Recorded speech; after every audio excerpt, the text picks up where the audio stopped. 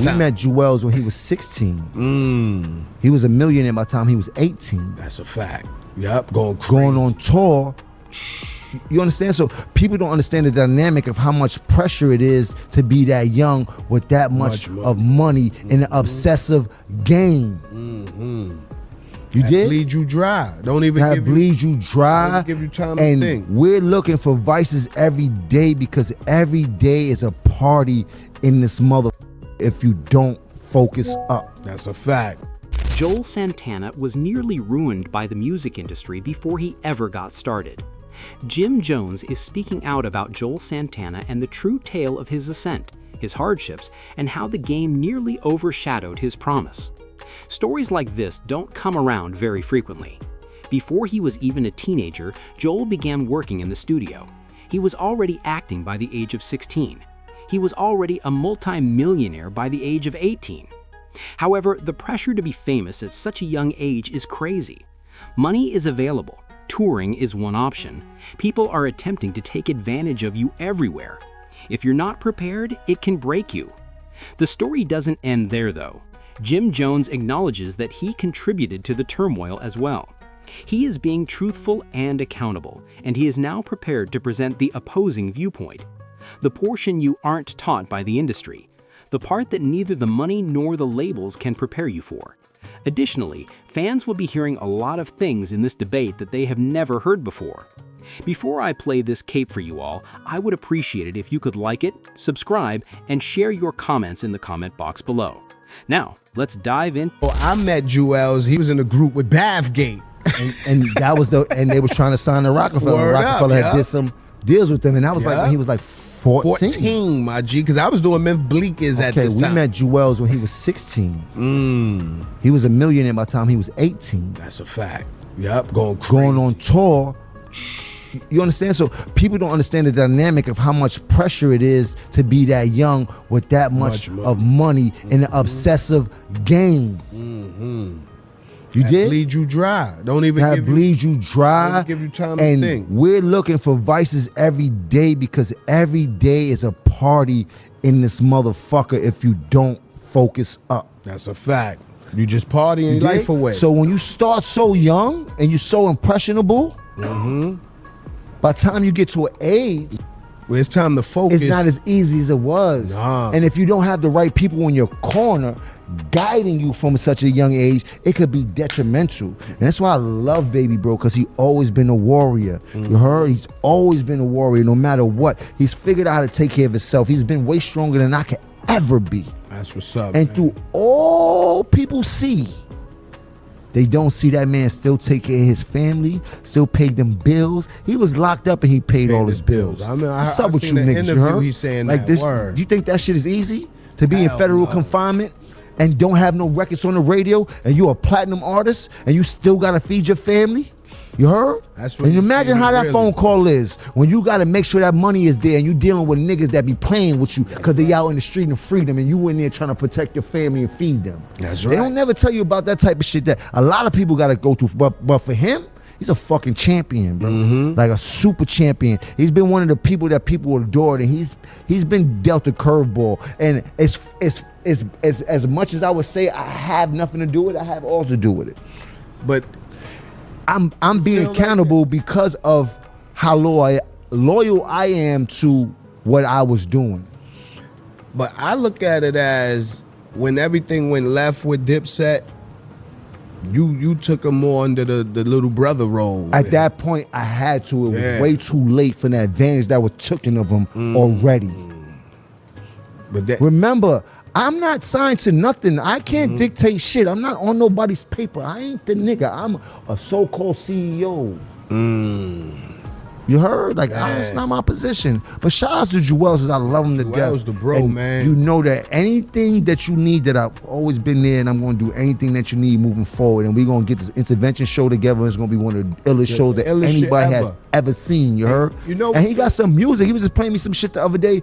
I don't know if he got this record with him. I don't even want. I'm not gonna ruin it for him. I'm not gonna ruin it for him. But boy, he got some shit that's going on right now, present day, that he gonna fuck niggas up with. Word, man. Like even through our feud, right? Like Santana used to be in the studio with us in Brielle with Bathgate, hard. Like he used to be around all the time. Like, and one thing I always respected Santana. Like even when we had our drama, if you ever really pay attention, Santana never said my name. He didn't. It wasn't about him. Yeah, like. And he tried to play his part as much as he could, without feeling like he was doing some shit he didn't want to do. Mm-hmm. You understand what I'm saying? Yes. Because and I always respected him for that. He had relationships with you and these people before he had relationships with us. And he definitely you heard? And he always used to say that and shit like that. You dig? And then it just was so crazy how in my heart Santana could have been just as influential as Jay. And I always say that. He's always been my favorite rapper, and I think that if we'd have got it in the right way and had to, and I say that all the time. And this is why I'd be like, it's a lot for me also. But we're gonna sit down and have a talk too for the people, and it's gonna be the most illest conversations that anybody has heard in this whole hip hop culture. That's right, because you know him better than anybody. It's gonna be bone chilling to see a multi-platinum artist go through his history of how this game can take you up and take you down. Like, he got a cold story, bro. One of the youngest artists at in the biggest artists. You dig? Like they don't talk about these child prodigies that get handled the way they get handled and shit like that. And it's hard, but I'm willing to show my half of it. Yeah. Cause I ain't innocent. I played a hand in it. You heard? Because of what we were doing. You was chasing the win, man. It's a business, but it was a business of how they teach us how to do business. This game is crooked, I wouldn't fault this on Cam. You heard? I can't place that blame on him. I faulted on how the game was taught to us. Yes, the game is. It ain't you understand what I'm talking about? It's that people tell you like, nah, you gotta get this percentage. Nah, take this from them niggas. Take this from them niggas. Like these niggas was raping artists wholeheartedly, bro. Like, and I've been watching this, and I'm like, God damn. And you only know what you know until somebody sees you something different, until it blows up in your face. And if it didn't blow up in our face, then I don't think that it would ever come to this place where we are right now, where there's a possibility or where he can get back to what he lost. No, that's a fact, bro. You heard? This game is crooked, bro. Like, it's a lot of shit they don't teach you coming into it. They don't tell you. They don't prepare you for. I don't own my masters, nor can I get my masters back. Nigga, let me sign a lifetime contract where Koch owns my masters for the lifetime of my fucking life. But that's what I'm trying to tell you about dealing with niggas that you trust. You heard? So you got to be careful out here, bro. But you also have to be a man and accountable for your own mistakes and trusting people too much. So I can't blame nobody but my fucking self at the end of the day. That's why you never hear me mention it. So you never hear me be a sourpuss about it, because it's all on me at the end of the day, and I knew I should be way smarter. Yes, a young star with boundless promise was taken by the industry and made to battle for his entire career.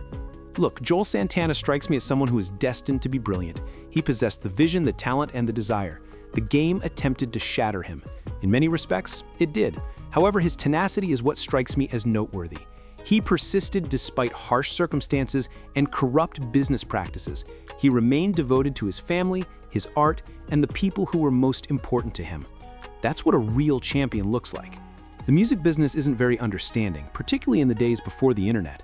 It's designed to challenge you, put you in difficult situations, and only give rewards to people who can handle the strain.